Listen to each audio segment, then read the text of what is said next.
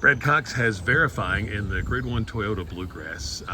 Obviously, it looked like some trouble last time, right? Yeah, a little bit. We lost position. I thought, turning for home. I'm not saying he would have won if he could have held his spot, but at the end of the day, look, he ran on. He finished up well. I think it would have been a lot closer at the wire, but he came out in good order. We shipped him back to the fairgrounds after that race. He's trained really well the month of March.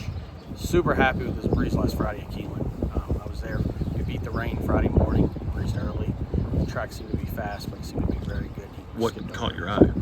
Just how well he went 59 and 1. I had him 59 and 1 out, 11 and 4 with his show, and just how easy they were doing it. So listen, I know the track was fast, but still, they were doing it easy. They're doing it the right way. Bounce out of it in great shape. That's what you always look for first and foremost, is how they come out of it. So happy with the way he's moving.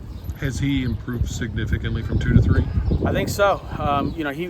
He always was a decent workhorse. He's definitely become a better workhorse over the winter. So very happy with what we've seen from him over the last few months. Let's talk about Caravelle, the Grade 2 Shaker Town. Why'd you pick that spot for her?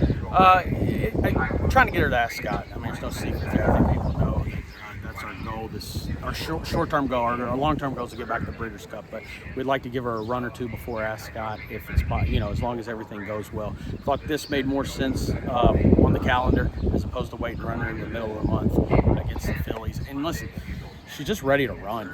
She's been up at Turfway training. She did most of her training. She did all of her training last winter on the synthetic at Keeneland that led to her debut for us to start the season last year at Turfway. So she does like the synthetic. We were meant to breeze her on the turf Friday.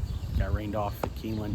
We ended up taking her down Saturday morning and breezing her on the synthetic. She loved it. So, very happy with how she's doing. She looks fantastic, and she's ready to run. So we'll see how it goes. And lastly, you got Heavenly Sunday in the Appalachian Grade 2 presented by Japan Racing Association. Tell me about her. Nice filly. She's obviously has some experience winning the first level allowance there last fall. We shipped her to Florida. She ran well in Florida. We've been pointing for this basically since the Florida race. We circled this race and been training up to it, and happy with how she's trained. She was another one that was meant to work on the turf. We took her down.